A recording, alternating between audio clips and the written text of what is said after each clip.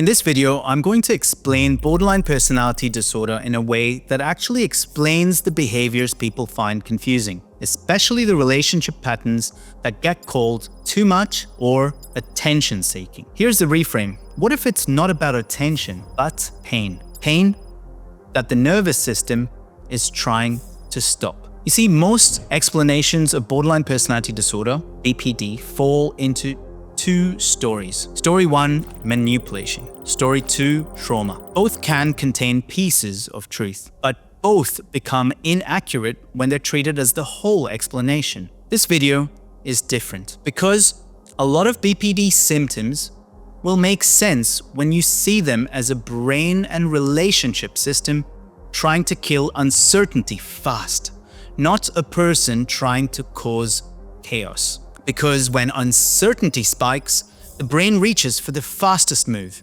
that restores certainty. And that could look like an impulsive text withdrawal, flip from idealization to devaluation. Not because the person loves chaos, but because the system can't tolerate uncertainty. I'm Dr. Sanil Rege, Consultant Psychiatrist and educator. I teach clinicians through the Academy by Psych Scene, and I'm going to give you a model that works in real clinical conversations because it explains what the person is experiencing, not just what they're doing. I'm going to give you a reusable model that links neurobiology to emotional dysregulation, to behavior, to lived experience, that then links to treatment stance. We'll map the push and pull, the fear of abandonment, the splitting people talk about. And then I'll show you what changes when your goal isn't to win the argument, but to reduce threat and build certainty safely. We'll also see how DBT skills, validation, boundaries, and consistency work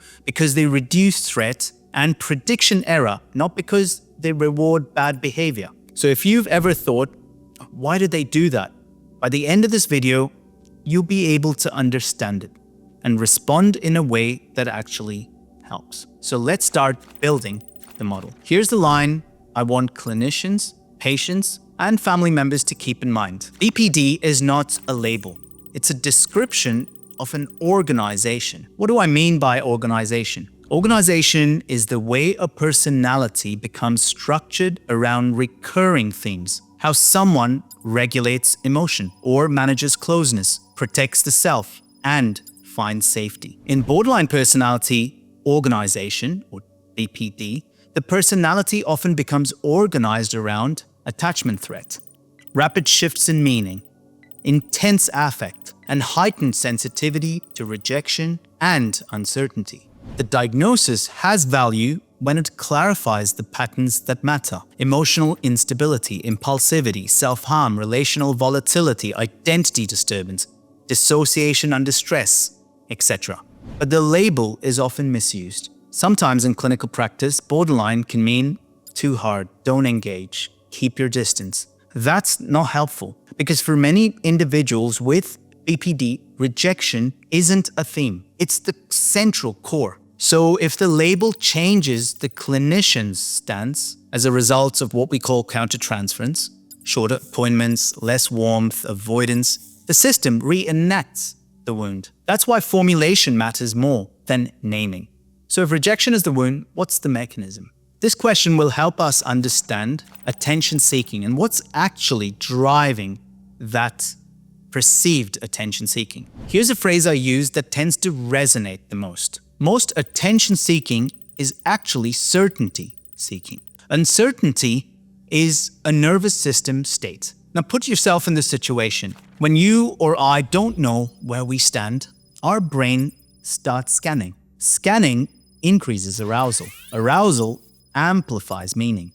And meaning becomes urgent. So the person then goes into action mode and does something that converts uncertainty into certainty. A text message, a call, an accusation, a rupture. Not because they enjoy the outcome, but because not knowing is intolerable. It's a form of emotional regulation because those behaviors provide predictability in a world of unpredictability. So here's the paradox. Why does certainty often come through conflict? That's where the core model comes in. So this takes us to what's called the stability paradox. You see, when early life is unpredictable, unpredictability or instability becomes familiar to the brain. And therefore, familiar can feel safer. The paradox is that stability feels unsafe. You see, the brain is interested in the predictable, in the familiar. It's not really about what's good or bad. It's about what was familiar because it organized itself around that familiarity. And therefore, those predictable patterns, even though they were in the context of instability, equate to safety. Now link that to modern brain science. The brain is a prediction organ. It constantly compares what I expected versus what was the outcome, what happened. When there is a mismatch between what I predicted and the outcome being different, that mismatch is what's known as a prediction error. So in a nervous system shaped by relational unpredictability, so a childhood or early years characterized by relational unpredictability, this is what the brain learns. Negative outcomes become expected. Neutral cues can be read as threatening. Positive cues can feel destabilizing because the familiar is about negative outcomes. This is where dopamine and salience matter. Salience is what the brain tags as important. So if the system has learned that closeness precedes pain, then closeness becomes attention grabbing in the wrong way. It triggers arousal, scanning, and protective behavior. So the paradox then becomes logical because instability reduces prediction error because it matches expectation, while stability increases prediction error because it contradicts expectation. That's the basis of mistrust. So in simple terms, within interpersonal relationships, individuals with borderline personality organizations may expect instability because that's what's familiar. If they encounter stability, positive comments, that can feel unsafe because for the brain, that's uncertainty. That can result in a heightened arousal is equal to feeling unsafe, results in an impulsive action to ensure safety. That's the simple model. Now, brain science can explain arousal, but it doesn't fully explain meaning. That's where psychodynamics helps. Psychodynamics is best thought of as a language for patterns that happen outside conscious control. So one way of thinking about it is as an emotional language. So let me explain what emotional language is. Emotional language is really deep as our first language. We don't know how we learned it, but we're fluent. Children learn it when a caregiver repeatedly does 4 things. 1, notices the internal state. 2, names it. 3, tolerates it. 4, links it to a need. For example, you're scared. You need safety. And the action might be sitting next to them, giving them a hug, etc. On the other hand, another response might be, you're scared. Stop being scared. There's nothing to be scared of. When that learning is inconsistent through neglect, misattunement, trauma, invalidation, the emotion can remain unsymbolized. So the emotional world lives in a state of uncertainty and confusion, and therefore it stays embodied. And these emotions discharge through action. Again, the key is none of this is actually happening at the conscious level.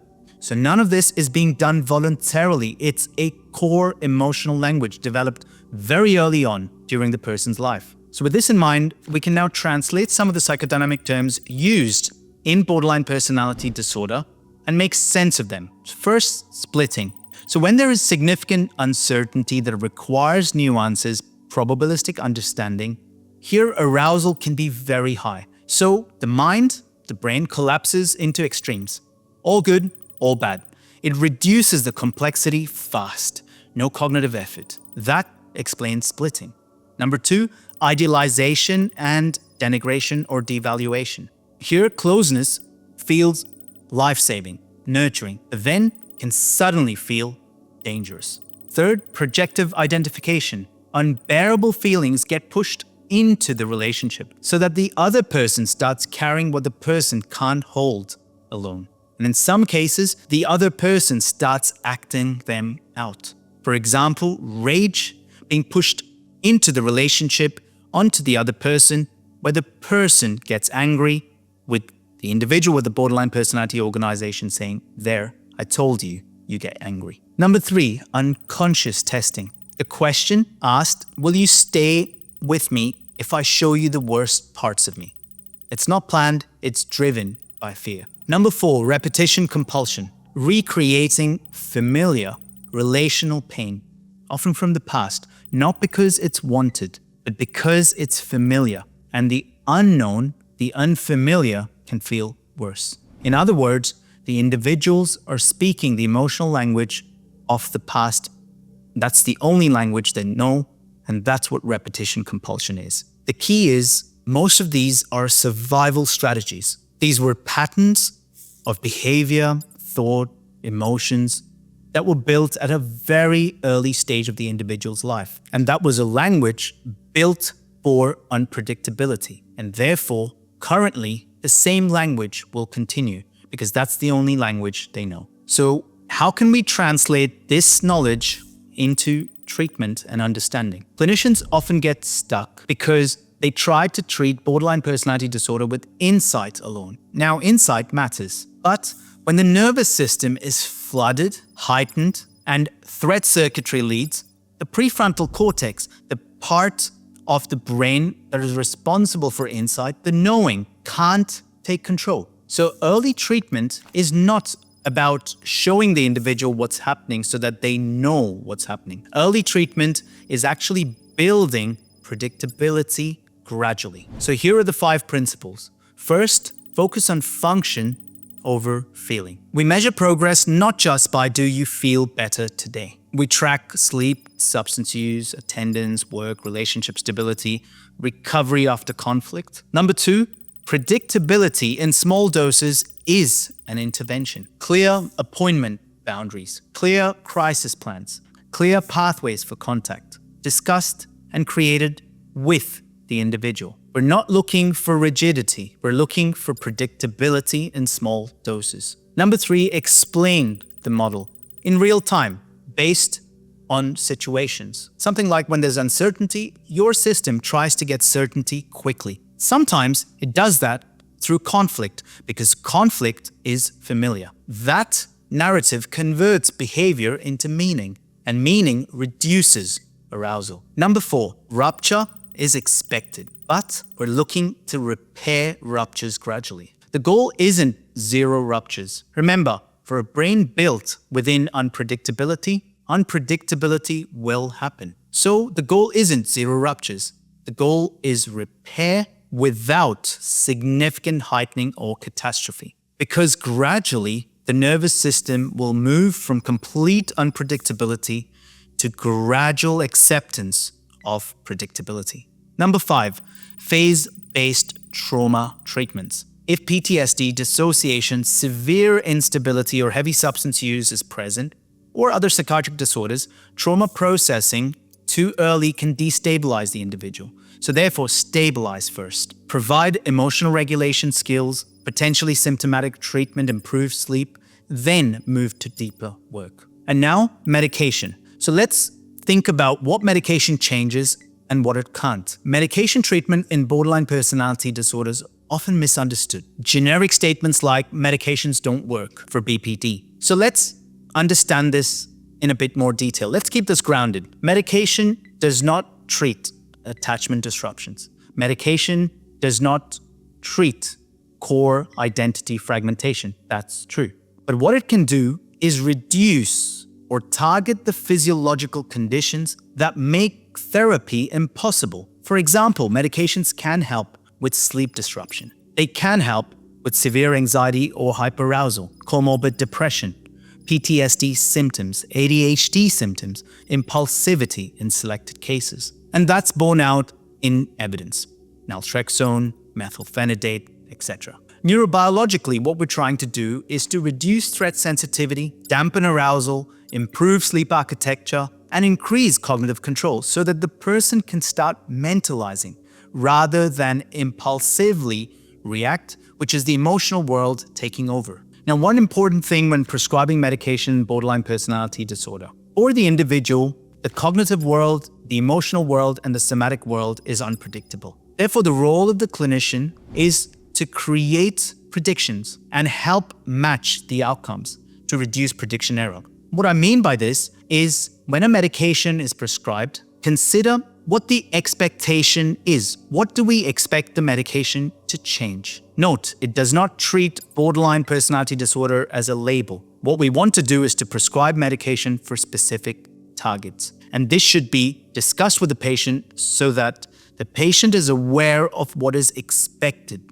to change. Otherwise, what happens is the medication doesn't work. Nothing works. They've tried all of this and nothing's ever helped me. That's the same transference that we can get with medication or with treatment providers. What is useful is to help build predictability within the treatment paradigm, whether it's psychological treatment or medication treatment. That's the key. Phenomena such as splitting, idealization, denigration can happen with medication as well. The medication might work dramatically in the initial part and then might become the worst medication ever. It's important for the clinician to recognize these dynamic aspects. And before we finish, I want to touch on a final twist, a part that often confuses families and clinicians. And this is why things going well can trigger symptoms. Yes, you heard me right. When things are going well, when there's stability, a stable relationship with a doctor, a psychotherapist, can all trigger symptoms because improvement creates a positive prediction error.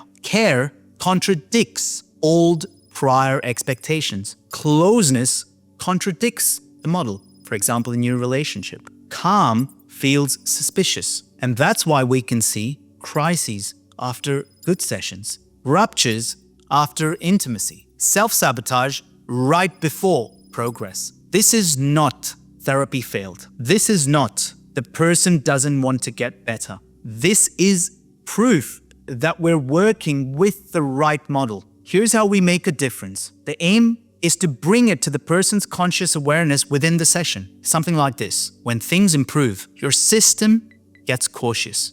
We know that. When things are stable, your brain's not sure of stability. Your brain's suspicious of stability because you're used to instability. So let's make that understandable. Let's understand what to expect. Let's think about how to prevent a crisis in the context of stability. So what we're doing is we're predicting ahead and we're helping the individual visualize what might happen and what might they do if that were to happen. That's formulating with the patient, underpinned by psychodynamics and neurobiology. So if you remember only one thing from this video, remember this. Borderline personality disorder is often organized around the stability paradox. Instability is safe.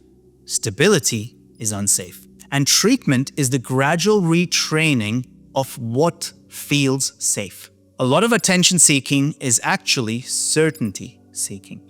A lot of manipulation is dysregulated communication. A lot of chaos is an attempt to end the interpersonal pain. I'm Dr. Sanil Rege, and you're watching the Dr. Rege channel, where we take complex psychiatric presentations and turn them into usable models without reducing the person to a label. And if you're a clinician and you want the deeper frameworks, formulation, diagnostic hierarchy, and how to treat borderline personality disorder by connecting neurobiology to psychodynamics, that's what we teach inside the Academy by Psych Scene. So you can explore this in more detail by visiting academy.psychscene.com. If you like the video, hit the like button and subscribe to our channel. I look forward to seeing you in the next video. Until then, stay curious. Bye-bye.